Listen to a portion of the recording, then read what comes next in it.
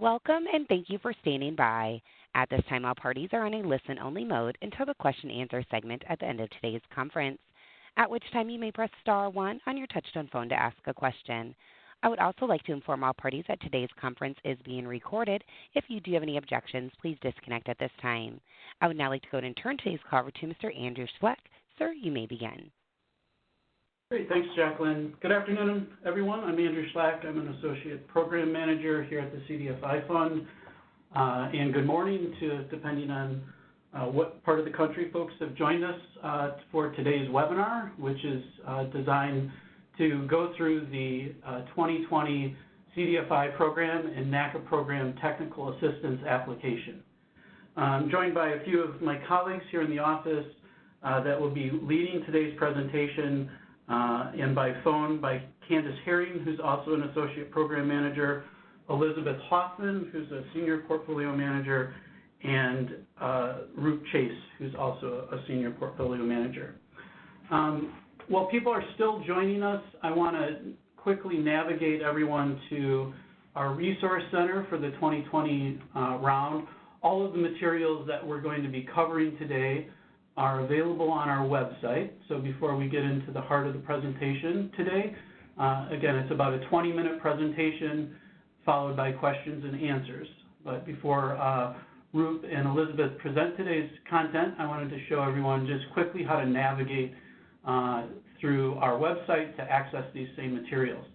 So from the home page, which is cdfifund.gov, we navigate over Programs and Training, over Programs, and if you're applying for the CDFI program or interested in the Native initiatives, these pages are relatively symmetrical once you click through them. So in the interest of time, let me just go directly to the CDFI program. This is our landing page for the program itself. At the very bottom, we have a 5-step how to apply process, hovering over step 2, how to apply application materials. And that link will bring us to the content of today's materials, which at the bottom of this page are the technical assistance application materials. I'd like to ask everyone to please pay special attention to all of these resources in completing the application, but especially today we will be referencing the 2020 CDFI and NACA program NOFA, the program application overview, which is the presentation that we're going to go through. This presentation has been customized for the technical assistance program today. The technical assistance application guidance, and additionally the AMIS application training manual, as well as the recently posted frequently asked questions. We posted those earlier today. So this page itself is really a great one-stop shop for anything you might need related to the current funding round. Before I go back to the presentation, I want to just, again, emphasize that all the key dates and deadlines that Ruth and Elizabeth are going to talk about today are presented here for easy access, as well as links to various webinars. So this is the second in a series of 5 webinars that we're convening around the fiscal year 2020 application round. Last week we had a Getting Started webinar. As these are recorded and completed, they will be posted online. So if you have a colleague who may not have been able to join us today and you think that they would find this content beneficial, you can send them links directly to this page. And you also see the schedule for the upcoming webinars. This is the webinar that we're participating and leading today. And so as this recording is available in the next day or two, it will be posted back up here online. Tomorrow, if you're interested in financial assistance program, there's a webinar targeted to that tomorrow at the same time. So let's go back to the presentation and look at today's agenda. And I'm going to introduce Ruth Chase and Elizabeth Hoffman to take us through this agenda. But in teeing that up, what I'd like to go over today is what we won't be covering as a helpful way of just focusing on the 2020 technical assistance application as it's presented. So things that we won't cover today are past funding round decisions. We won't be covering instructions how to enter your application and information into the Awards Management and Information System, AMIS, and we also won't be discussing in detail matching funds questions which aren't appropriate to technical assistance. So at this point, I'm going to turn it over to Root Chase, who's going to kick us off going through today's slide deck. Again, a 20 to 25-minute presentation, and then questions and answers facilitated by the operator at the end. So Root. Thanks, Andrew. All right, so the next few slides will give you an overview of the CDFI Fund. Our mission is to expand economic opportunity for underserved people and communities by supporting the growth and capacity of community development lenders, investors, and financial service providers. Our vision is an America in which all people and communities have access to the investment capital and financial services they need. And these are some of the programs that we offer. As Andrew mentioned earlier, today's focus will be on the CDFI and the NACA program. The purpose of the CDFI and NACA program is to promote economic revitalization and community development and building the capacity of community-based lenders serving rural and urban low-income people and communities lacking adequate access to affordable financial products and services. So this slide shows the types of certified CDFIs: loan funds, credit unions, banks, bank holding companies, and venture capital funds. The types of awards are financial assistance, which we will be discussing in tomorrow's webinar, and technical assistance, which is the topic of today's webinar. All right, so I'm going to get into some of the detail of the CDFI TA and the NACA TA. For CDFI technical assistance, emerging CDFIs and certified CDFIs are eligible to apply. Certified CDFIs must meet the CECA eligibility. There is no matching funds requirement, and the maximum award is $125,000, while the minimum is $10,000. The award will be in the form of a grant, while the reporting period is 2 years for a certified CDFI and 3 years for uncertified recipients. Lastly, CDFI TA awards must be expended for activities falling in 7 eligible categories.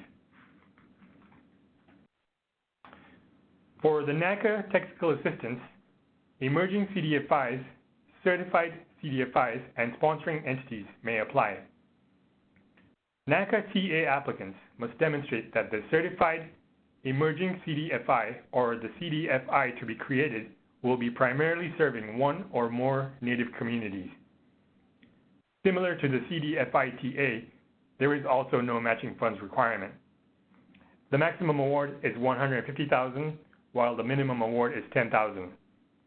All TA awards will be in the form of a grant. And lastly, the NACA TA awards must be expended for activities falling in 8 eligible categories.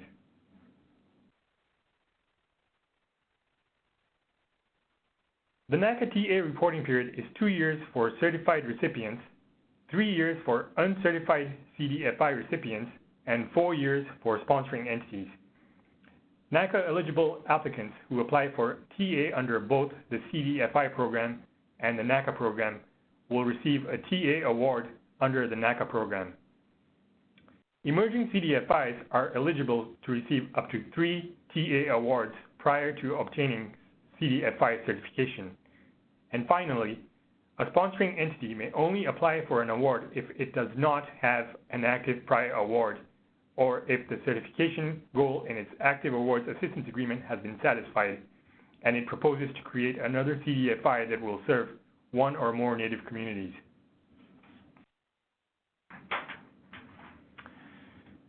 The fiscal year 20 CDFI and NACA certification categories include certified CDFIs, emerging CDFIs, and for NACA, sponsoring entities.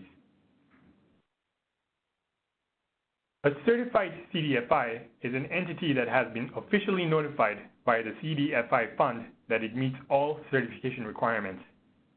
To be considered certified, you must be certified as of the date of publication of the NOFA, which was February 20th, 2020. An emerging CDFI is an uncertified entity that demonstrates to the CDFI fund in its application that it has an acceptable plan to meet certification requirements by the end of its period of performance or the date stipulated by the CDFI fund. Emerging CDFIs with a prior award will be held to the certification PG&Ms stated in the prior assistance agreement. Emerging CDFIs may only apply for TA awards. They are ineligible to apply for FA. And lastly, emerging CDFIs selected to receive TA must become certified by the date specified in the assistance agreement.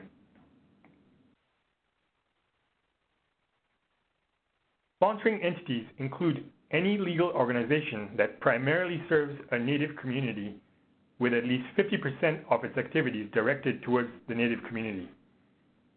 Sponsoring entities may only apply for a NACA TA award. They are ineligible to apply for FA. Sponsoring entities selected to receive a TA award will be required to create and certify an emerging CDFI by the dates specified in the assistance agreement. And finally, this newly created CDFI must serve Native communities. All right, I'm going to turn it over to Elizabeth. She's going to talk about completing the narrative responses and application data. Thanks so much, Roop. Okay, now that we've gone through the details on TA award eligibility, emerging CDFIs, and sponsoring entities, let's look at what the applicants will need to submit in order to apply. This slide shows the required AMIS components. AMIS stands for the Awards Information Management System, which is the key system used by the CDFI Fund. If you do not have an account yet in AMIS, you need to create one as soon as possible. We will go through some of the materials at the end, and as well as the guidance materials on the website can talk you through step-by-step how to create your AMIS account. So once you've created your account and your application, you'll go through, there's some funding application details, narrative responses, which we'll talk about those in a few more slides, financial data, which we'll also go into a bit more, and then other data and charts in AMIS.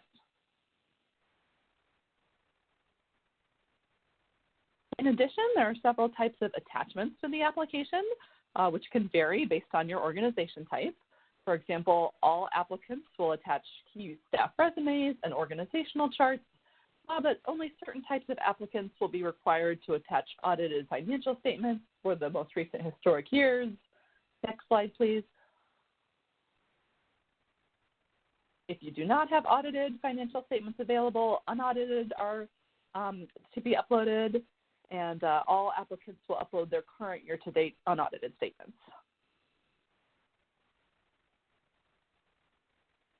Talking a little bit more about the narrative sections then, there are two different narrative sections for the TA application. The first one is for uncertified applicants only. So these are the emerging CDFIs if your CDFI is not yet certified, and sponsoring entities for the NACA program. And the questions in this section are going to ask you about your future plans to apply to become CDFI certified, specifically in these 5 out of the 7 categories. So there will still be a separate CDFI certification process later, but in this narrative section, you'll have the opportunity to tell us about your plans for how you're going to become a certified CDFI.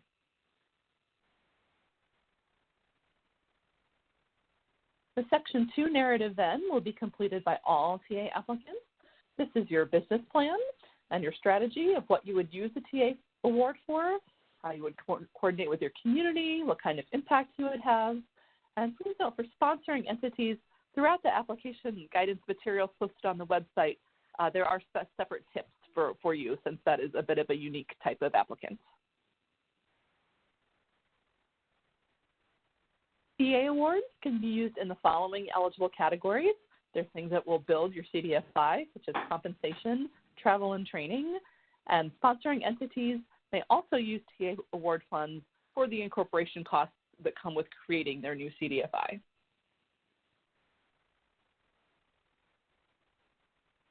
In general, though, your organization must be the one to use the TA monies. There are a few special situations listed here around bank holding companies and sponsoring entities that are detailed more in the guidance. If you have specific questions on these items, please go ahead and ask them during the Q&A portion, and we'd be happy to discuss further. Now we'll conclude our presentation today talking about the application review selection process and a few reminders. So this is a very important slide. The CDFI Fund has a two-step process where there's two systems and two dates that you need to keep in mind. The first one is coming up, March 23rd, 2020. That's the date by which applicants must have created their AMIS account. In that account, they must have entered their EIN and DUNS numbers. These are the numbers that allow us to link all your different pieces together. And then you must also submit your SF-424 via grants.gov.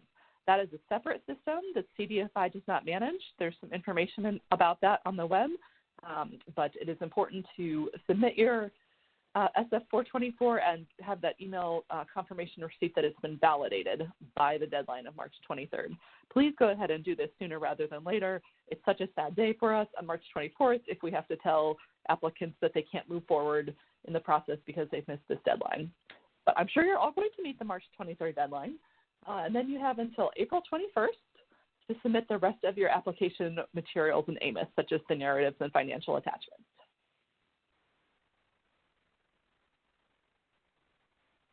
If you're wondering how your TA applications will be reviewed, it is a four-step process conducted by the CDFI Fund. First is just an eligibility review, checking that you meet the requirements in the NOFA for your organization.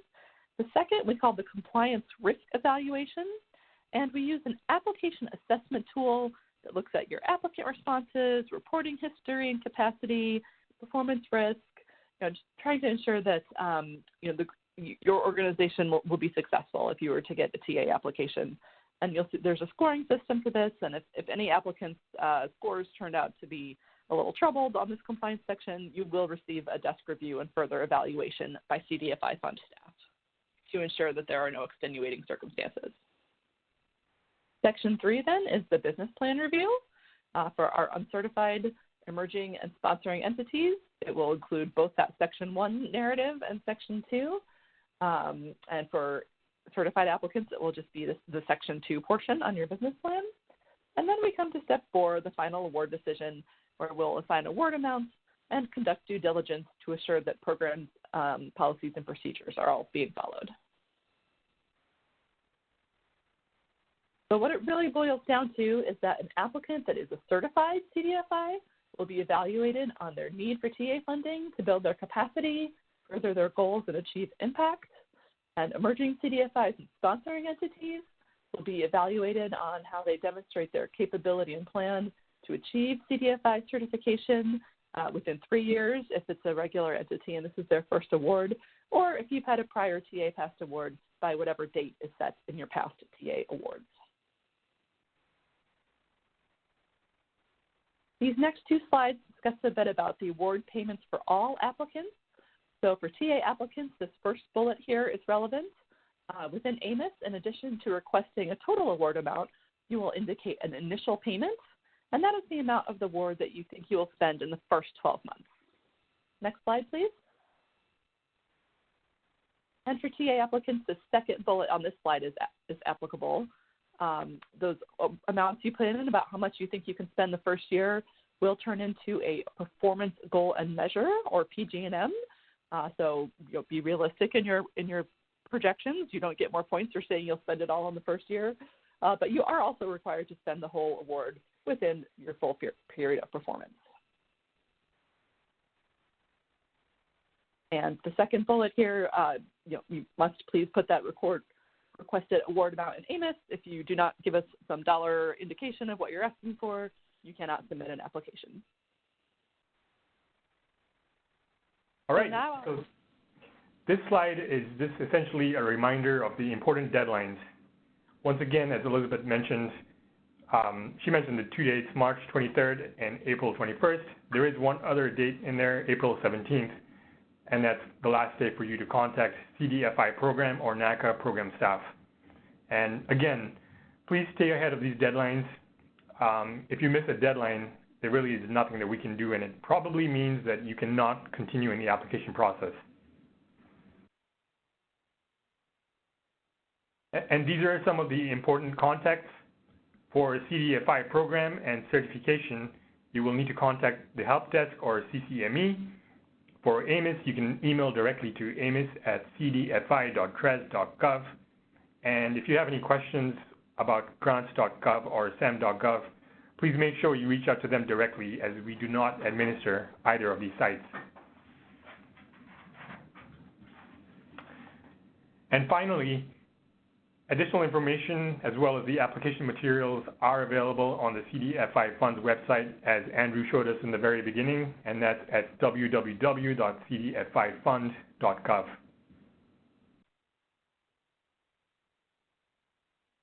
Terrific. Thank you, Elizabeth and Roop, for taking us through the slide deck.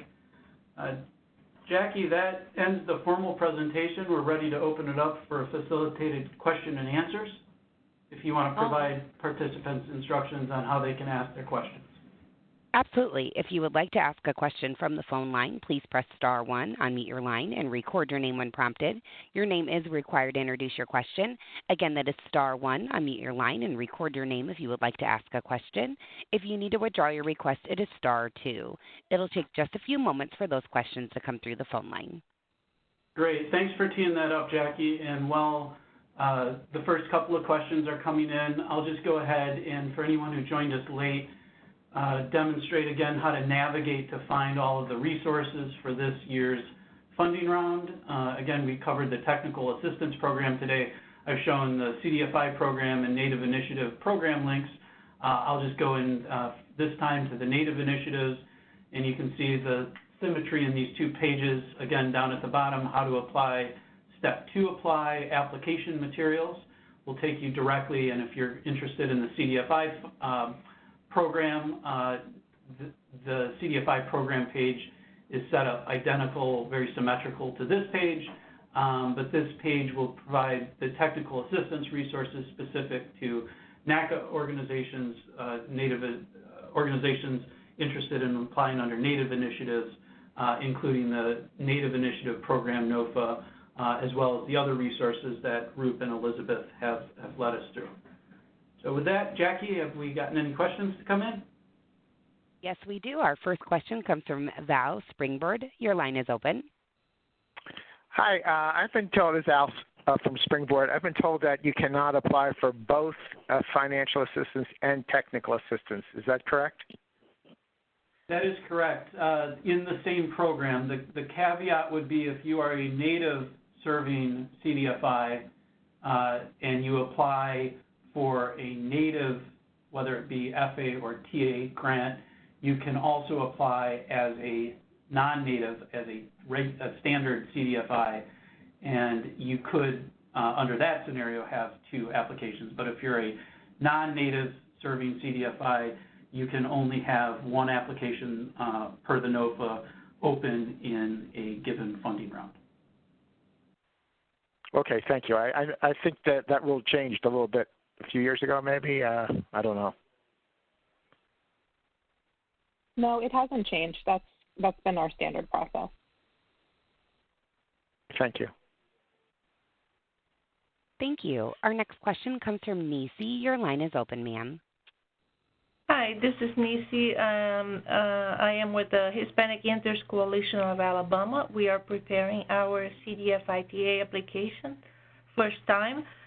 My question is, we already have a SAMS account active for what we say the mother entity, which is HICA, the Hispanic Interest Coalition of Alabama. However, we have opened an LLC called Camino Loan Fund that will be the organization for the CDFI TA application.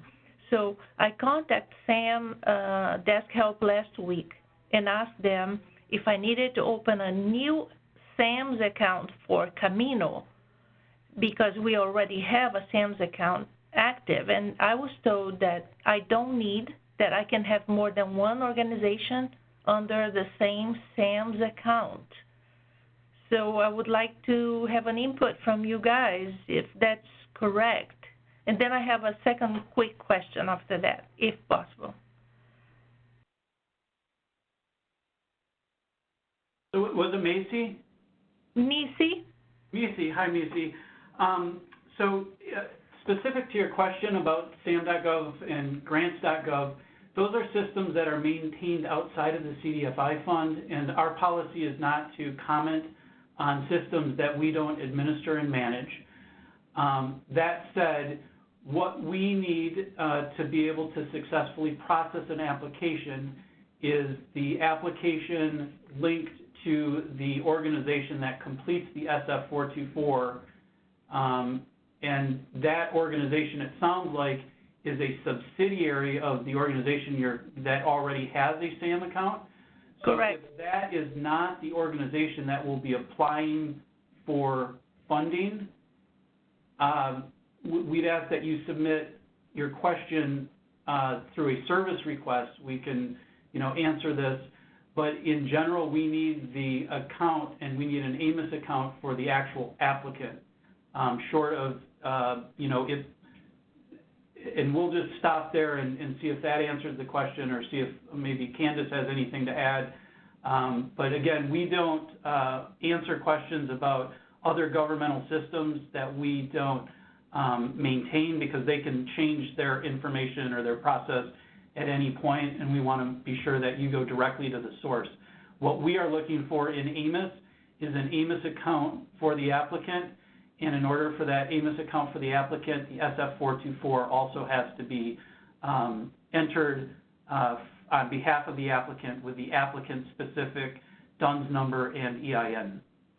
Right, okay, and we have those numbers, and I think I understand, and I was told by a consultant that his clients always have all three accounts specific for the organization that is applying for the CDFI, meaning a SAMS account, grants.gov account, and the AMIS account, only for that organization.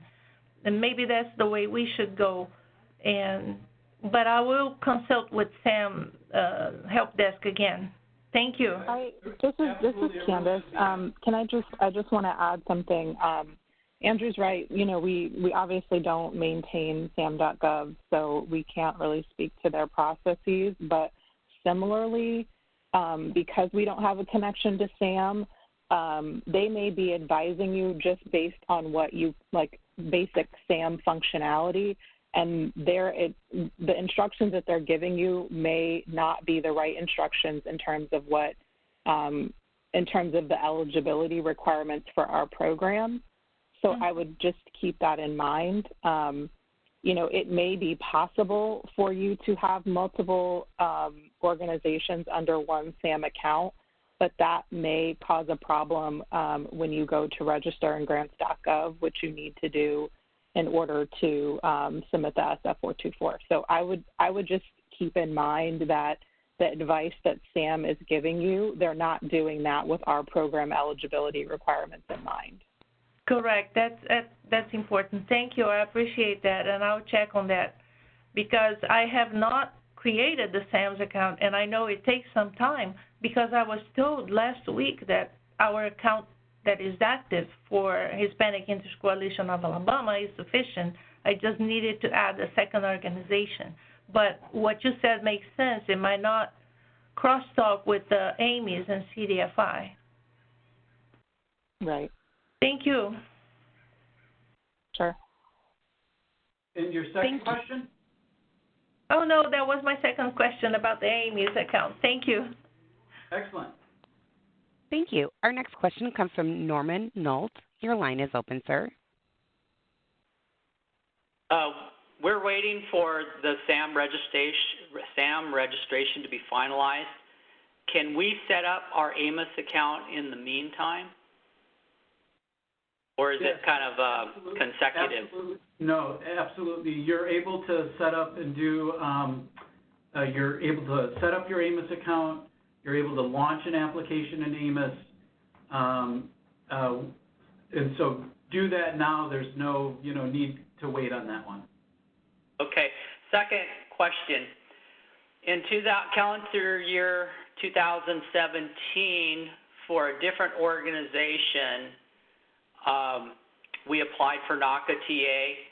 So we have, I guess personally, I mean, it's been a couple of years, I don't remember the details, but there is in existence an Amos account. Should I kind of segregate my thinking about that and leave that old account, or can I use some of that account information in order for us to do our NACA TA application for a new separate legal entity?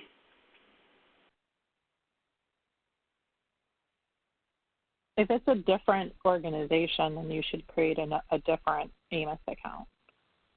Okay, that answers my second question. Okay, thank you.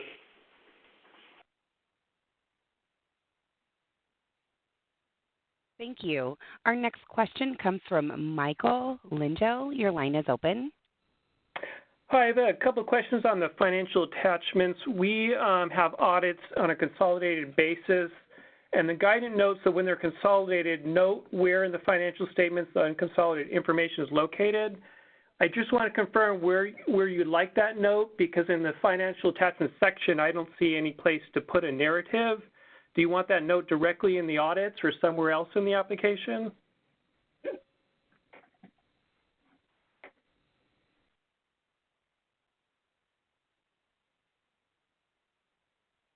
I'm sorry, can you repeat what note you're talking about? I'm sorry, I missed that. Yeah, on page 24 of the guidance, it says under required attachments that if the audit financial statements are consolidated, it says note where in the financial statements the unconsolidated information is located. So I'm just going to note that on page 14 and page 16 is the unconsolidated information. I just didn't know how to make that note, so you're aware of that. Oh, I see. Okay. Yeah. You could just maybe attach a Word document or, something like that to the PDF of your audited financials. And just okay. So I'll just put that on the front of each audit so you know clearly where they are. Yeah. Okay. And my second quick question is I don't know, Andrew, if you have other suggestions on that, or if that's fine. Yeah, and there's the note right there that I'm talking about. Yeah, that will suffice. And there's the financial assistance and the technical assistance application collect the same information, and so there's a gap here that you're pointing out within the technical assistance application. So yes, you can attach a Word document that just notes, it's probably, in the back of your audit beginning on page, just put that in a Word document and you can attach that as part of the Amos requirement to include financial attachments. That'll work fine. Okay, great. My second quick question is the audits do include a management letter. The letter is addressed to the board of directors of our affiliate, but it does cover all the entities. I just want to make sure that's okay.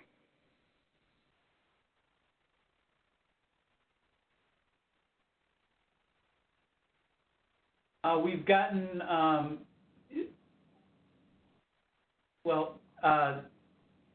so again, it's because your audit is prepared on a consolidated basis. I would just suggest that you add details in the Word document that you're going to attach, directing our staff, because basically our staff will be reviewing the audit and management letter.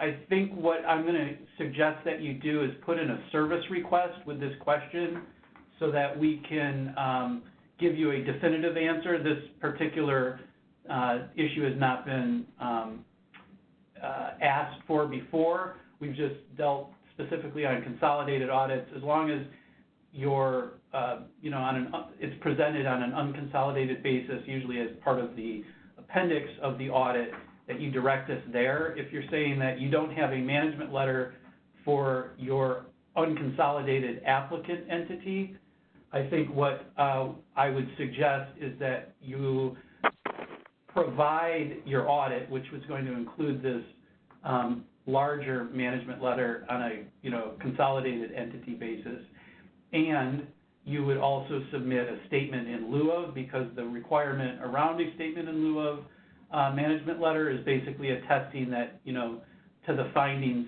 related to the applicant.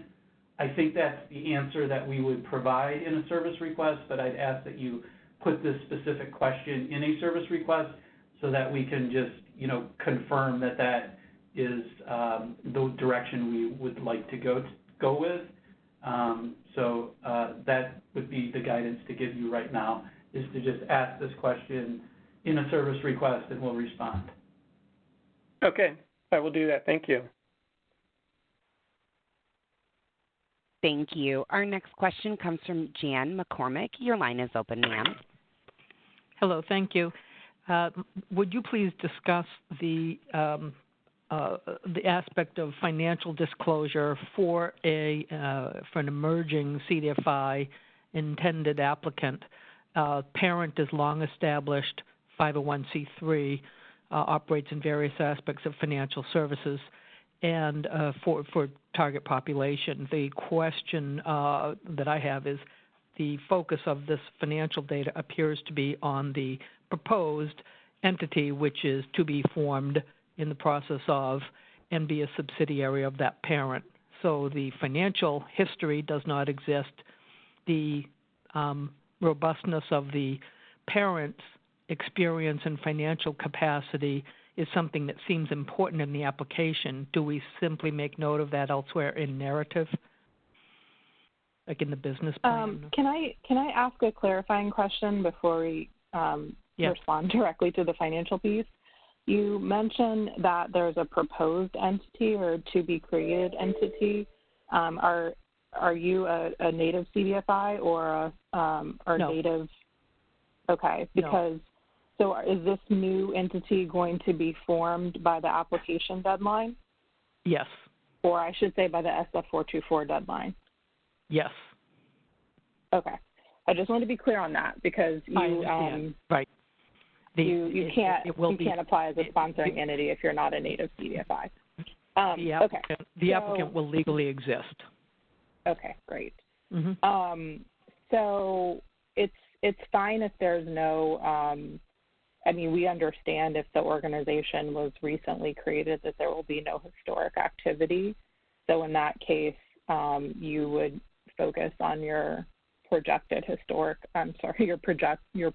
financial data, and you would just enter zeros for your historic and current year data. Understand. And then to add further context and explanation to the CDFI fund evaluators, is it helpful or important for us to explain the history of the parent organization, which obviously we're biased, but we think clearly indicates the likelihood of success for this to-be-launched CDFI lending operation?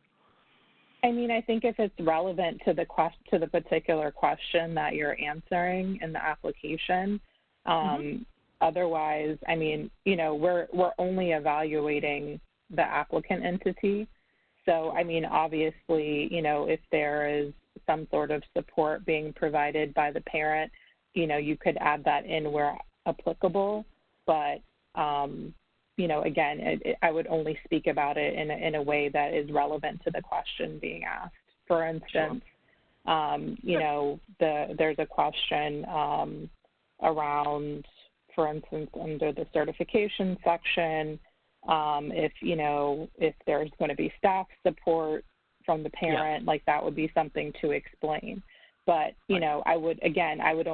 I would only speak to it in terms of just responding to the actual questions that are being asked, rather than kind of putting, more like generic background about the parent, because that's not really our focus. Our focus is on the new organization and how that organization is going to operate. Thank you. That is very helpful. I think that in context of the emerging CDFI, that is the sort of the frame of reference that you're considering. It is a company yet to operate, but will be expected to be accountable for the performance standards were it successful in the application for TA. Thank you. Sure. Okay, I'm set. Bye. Thank you. Our next question comes from Phoebe Quantanusi. Your line is open. Hi, this is Phoebe Quattrucci from Maine.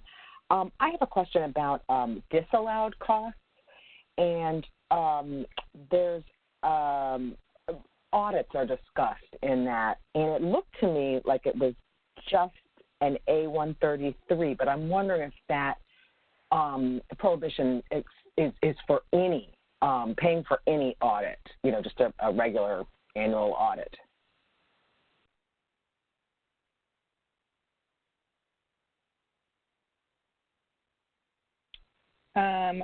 You know, Phoebe, we should get back to you on that. We should clarify that before we respond. Can you submit that one in a service request if you don't mind? Sure. Absolutely. Thank you. Thanks. That's all I have.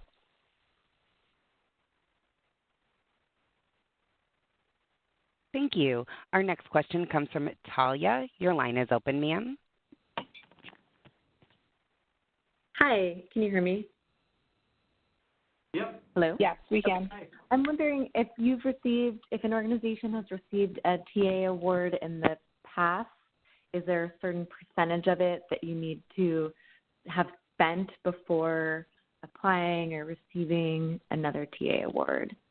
And then before you answer, I just wanted to make a quick comment that the audited financial or consolidated financial issue is an issue for my organization as well. So I'd be interested to hear any finalized guidance on that, but I can also put in a service request.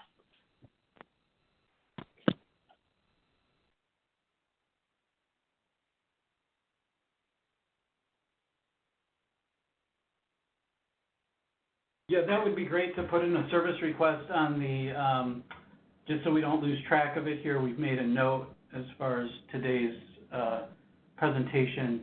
The first question. Yeah, I can jump in on the first part of the question, Andrew. So no, there's no you know, particular percentage of a prior award that you need to spend before you apply for another award. However, you know, there are performance goals and measures for your prior award that you obviously need to follow in terms of spending that award. So that would be specific to the terms of your prior award, but does not have anything to do with, you know, when you can apply for a new award. Does that make sense? Yeah, thank you. That's really helpful. Okay. Yeah, and I suppose the other nuance there is, you know, if your PG&M for your existing award was to become certified to, you know, address the milestones of becoming certified, sort of where you're at in that process, particularly if you're coming in and you're still not certified, right? Great. Yeah, that makes sense. Thank you. Uh-huh.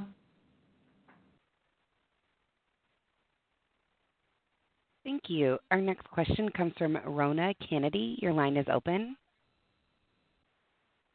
Hello. My question is on the SF425, they want a start date, and it says in the NOFA that will be the award announcement date. Do we have an approximate month that we're expecting award announcements to be made? We don't have a specific date, but we are, you know, these are 2020 awards, so it would be before the end of, you know, the last day of the federal fiscal year, September 2020.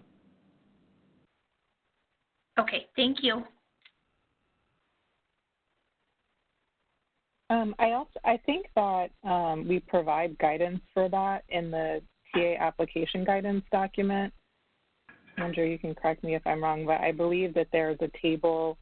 Yeah, there's a table in the TA guidance that tells you what to put in each field in the SF424. It's table 5 in the TA guidance, and it actually provides a start date and end date to put in for the funding period. I believe that's the field that you're referring to. Thank you. Sure. Did you say table 5? Yeah, here you go. Yeah, it's table 5. Yeah. So it says a start date of 8/1/2020 and an end date of 9/30/2022.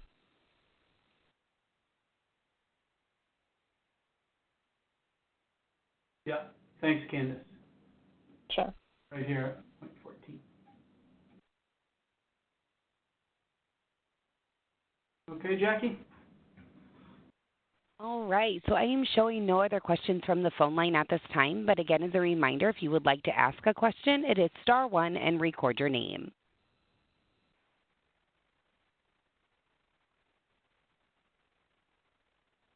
We'll keep this line open in case there's some more calls, but we'll just pull up this schedule here again to help remind people of these 2 really critical deadlines on March 23rd and then April 21st.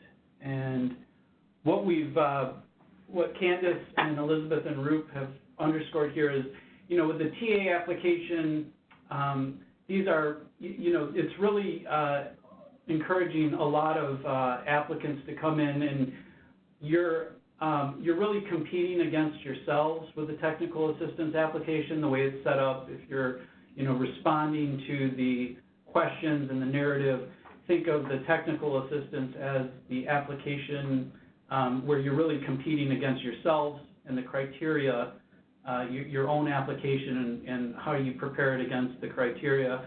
And we just want to draw the distinction between that and the financial assistance program, which is much more competitive. The financial assistance program is you're competing against other applications in the same pool.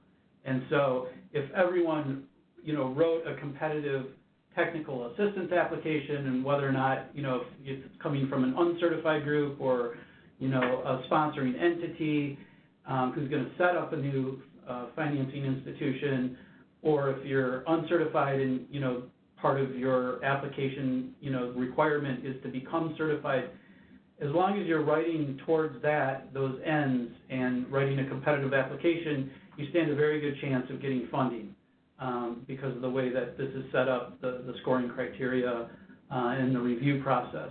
So we just want to draw that distinction between technical assistance and the financial assistance program. And if you are interested in the financial assistance program, we have a webinar upcoming on that. Again, that's tomorrow at the same time, 2 o'clock Eastern. I'll just rest there and see if there are any more questions. And we did get some questions coming through again here. We have Vicki Frank. Your line is open, ma'am.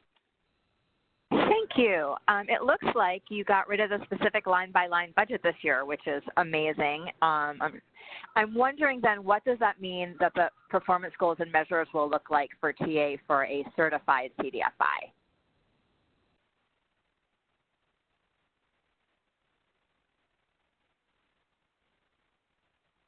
I don't think that we changed the PG&Ms for certified CDFIs. It's still, you're required to spend the award. Okay. But this year it's looking like you spend the award for any eligible use. We're not producing a line-by-line budget for exactly, like historically we would We actually, this is actually the second year that we're doing that. We reduced the line-by-line budget last year. But so we still do ask you to talk about what you're spending the TA funds on. It's in section 2. There's a question that asks what you're spending the funds on. But we're not like you referenced, we're not putting the exact budget that you requested in the assistance agreement anymore. So then is it sufficient to say that you're going to be covering a certain percent of staff, but you no longer have to say what percent of that will be fringe benefits versus salary in that narrative question? Or I mean, you could break it down that way. I mean, the more information you can provide us, it's still beneficial for us to understand what the funds are using for in order to make an assessment of how, that's building capacity, and if the group is uncertified, how it's helping them become certified. So it's still helpful to understand, but we're not holding you to that exact breakdown in the assistance agreement. Okay. Thank you. And then when you get the assistance agreement, it'll just be those dollars, but there's no connection or way in the PGM that holds you to other than spending the dollars, accomplishing other than the certification if you're not yet certified. I'm just trying to understand for an organization that's already certified. Okay. Yep, that's right. That's right. So the assistance agreement will just say we'll just provide the total TA award amount, but it won't include that budget. Okay. Thank you very much. But so like if somebody says they're going to do a market analysis or a strategic plan, it's not going to hold you to those kinds of deliverables? Correct. Okay. Thanks for clarifying. I mean, obviously, the funds still have to be spent for, eligible TA use, but not specific to, again, if you said we're going to do a market analysis and then you decide to spend it on some, a capitalization plan, that's fine. Great. Thanks for that clarification. Mm-hmm. Thank you. Our next question comes from Alice. Your line is open. Hi. So my question is about timings. You've added a new question in the TA application asking uncertified organizations to tell you approximately when we are going to be applying for certification. So if I have an organization that is currently uncertified and trying to apply for FA in 2021, they have to be certified prior to the opening of the FA round. So if we assume that the next year's round will run at approximately the same time frame as this year's, so assuming that they would then have to be certified by approximately February 1st, that means that they would need to submit a certification application approximately 90 days before, which would be approximately November 1st. They are not going to have the TA dollars in hand by November 1st. So could you give us some guidance on how you would expect them to handle that? Well, I would say first we can't give guidance or really talk about the next funding round. We can only talk about this funding round. So, I mean, I can't say if they would receive the money by November. I mean, it's. So, Alice, this is Amber Kuharbel. I just joined. I'm a program manager here, and I think just to build on the point is that the application round for this round is looking at the CDFI's ability to become certified according to your business plan, and that's all we're evaluating. And so if you say that your business plan is to get certified or submit your certification by November, then we're going to be evaluating your business plan according to that. And so, our RTA funds are to help you get certified, but we're evaluating your business plan as such, knowing that those funds will build your capacity. Right, and I would just add that there's, no penalty for hitting your PG&Ms early, too. So if you wanted to manage the responses in the application and set yourself up for success, knowing when as the scenario you laid out, to write towards that goal in mind and not to put on overly ambitious or aggressive schedule for yourself to organize your narrative around. Thanks. Thank you. Our next question comes from Jerry Harland. Your line is open, ma'am. Hi. We have a 501c3 applying for technical assistance, not under the NACA program. And so we have two entities right now. I'll call them A and B. B is the entity that's new. It's about 3 years old. That entity will be applying for CDFI status. Entity A currently is paying the salary of the executive director of Entity B until Entity B can get on its feet. Is there any way to to include some of that in our technical assistance grant if we got it, other than absolutely moving the executive director off the payroll of entity A and onto the payroll of entity B? Did that all make sense?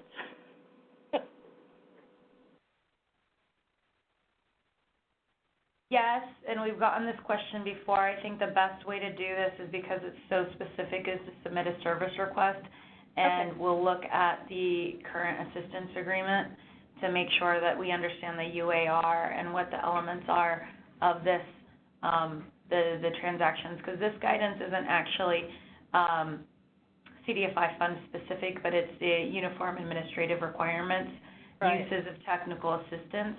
That's where you would be going to, or we would be going to get this guidance answered. Okay.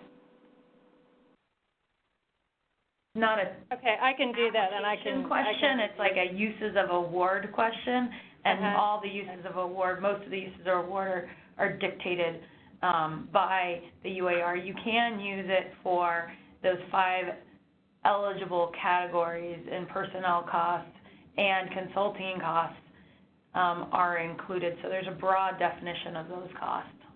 Okay. Yeah, we just want to make sure we're doing the right thing. We can split or move them over if we need to, but just want to make sure we're doing the right thing before we apply. I will review that and submit a service request. Thank you very much.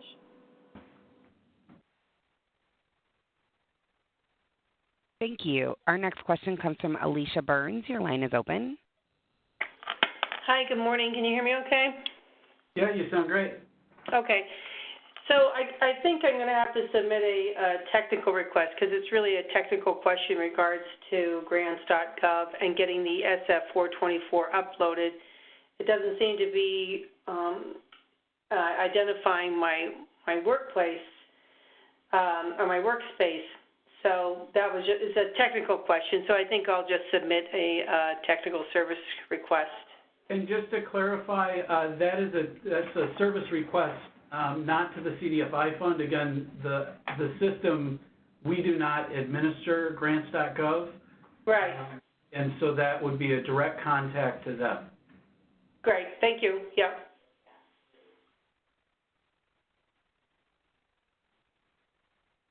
Thank you. We have another question from Phoebe Quatucci. Your line is open. Hi. At the risk of sounding super nerdy, I just got a newsletter from grants.gov, and I just wanted to let you and everybody know that they are taking the system down the weekend before the 23rd, so it looks like it's going offline on Saturday or Friday night at midnight, and then coming back online at 6 a.m. on the 23rd. And then it's going down again at midnight, but that's immaterial. So if you're waiting to the last minute, definitely get it done before that weekend. And that's all I got. Thank you. Was it Phoebe? Yeah. Yes. Phoebe, we really appreciate you chiming in here. We'll certainly look into this and act accordingly to get the message out. Really appreciate you drawing that to our attention. And this goes to the earlier point that they administer their own system. They can do anything at any time, which is the chief reason why we don't provide any guidance on it. But we will act accordingly and prudent with this piece of information, and really appreciate you sharing it with us. Further, this is Amber, which I know my team has said plenty of times, but there's no reason to wait. We provided all of the guidance on how to fill it out. So, just get off this call and fill it out.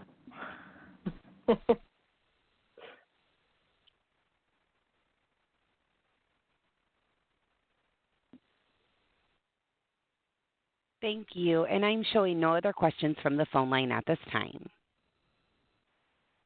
Great, Jackie. Well, we'll just wait to see if there are any other last-minute questions that might trickle in here, but really want to appreciate everyone's interest in the 2020 Technical Assistance Program. Thank Candace, Ruth, Elizabeth, and Amber for all the great information provided today. And Jackie, if there are any additional questions, I'll just put in a plug for tomorrow's webinar. Again, back on our website. All of these resources will be available as they become published.